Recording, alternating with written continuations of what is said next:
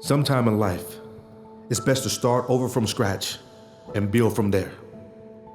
Do not continue building on a foundation that is no longer able to carry or support who you are. I get it. It's hard to walk away and start over because of the time you've invested. But if it isn't producing the results you want or helping you become your best self, then there isn't anything wrong with you doing something different or pivoting. I don't want you to mistake pivoting for quitting.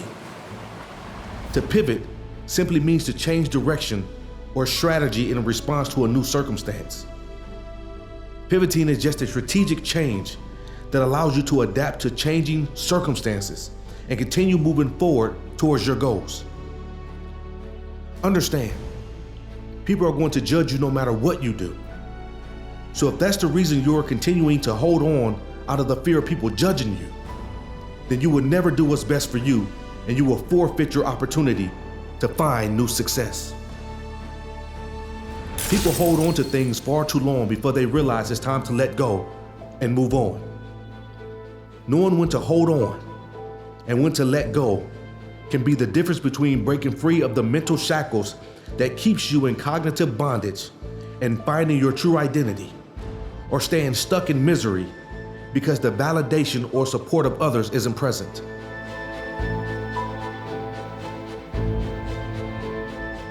There are many who refuse to start over because of their ego. The ego is a concept that refers to a person's sense of self or identity. It's a part of the psyche that mediates between the individual's inner world, their thoughts, feelings, and desires, and the external world, other people, and their environment. Most people suffer from an overinflated ego that continuously seek validation from others.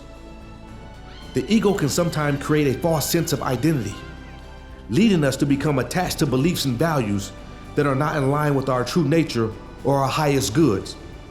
And this can lead to self-limiting beliefs and behaviors that prevents us from achieving our full potential. See, I suffer from an overinflated ego.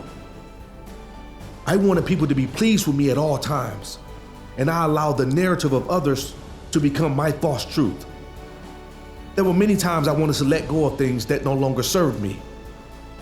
But the people around me kept telling me, keep going and just hold on. Because the thing I was holding on to benefited those around me. It served a purpose in their lives, but I was dying on the inside.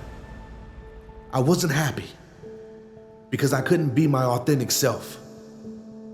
I always tell people, just because you're good at something doesn't mean it's what you should be doing or are called to do. I allowed the needs of others stifle my growth and suppress my truth because I was afraid of how I would be perceived if I did what was best for me. I'm not sure if you're going through a similar situation currently, but I want to tell you to unearth your truth and be at peace with doing what's best for you. You owe it to yourself to explore your options and create new opportunities and experiences.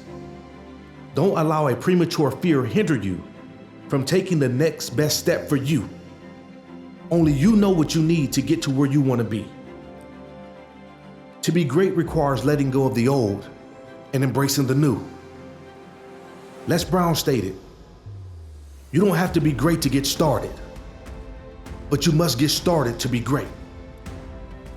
Many of us have put off letting go for far too long, and now the very things we made a conscious decision to hold on to has become a part of our identity.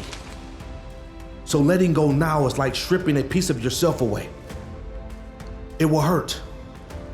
Letting go can be scary at times because you do not know what awaits you on the other side of the absence of the thing you are letting go. I want you to ask yourself a question. Ask yourself if you have ever dropped the ball when it counted. There may have been things outside of your control that didn't turn out well. But when you were in complete control, how did things turn out? Were you successful or did you fail miserably? I need for you to begin giving yourself credit and trust the process of growth and what growth requires. Another reason people fail to let go is due to attachment. As people, we become attached to things, and the thought of letting that person, place, or thing go can feel like a huge loss or betrayal. But holding on to something for too long can have several negative consequences. Stagnation is a consequence of holding on to something for too long, which not only affects your personal life, but your professional life as well. You may become complacent and stop growing or learning new things as a result of holding on for too long. Missed opportunities is another consequence of holding on to something for too long. There could be a great opportunity waiting for you, but due to your fear of letting go and pivoting, you miss that new job opportunity, new relationship, or even a new hobby.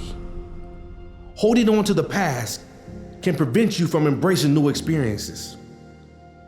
The biggest consequence of holding on for too long, in my opinion, is the regret you feel.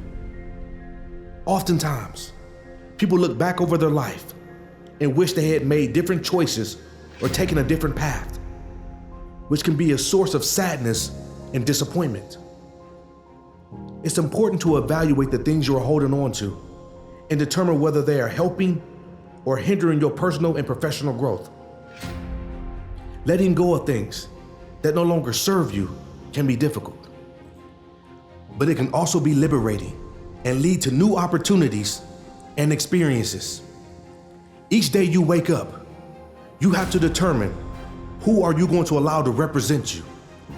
You can allow the one who doubts, fears change, and afraid to let go be your representation, or you can allow the one who is tenacious, courageous, fearless, and success-driven be your representative. Don't get caught up on the setbacks or the failures of yesterday, because they don't serve you where you're trying to go. So what things didn't go as you planned, happened the way you wanted them to happen, or wasn't as easy as you would have liked them to be. Not everything you go through happens to you. Sometimes the harsh reality of life happens for you to push you out of your comfort zone, to grow and develop you.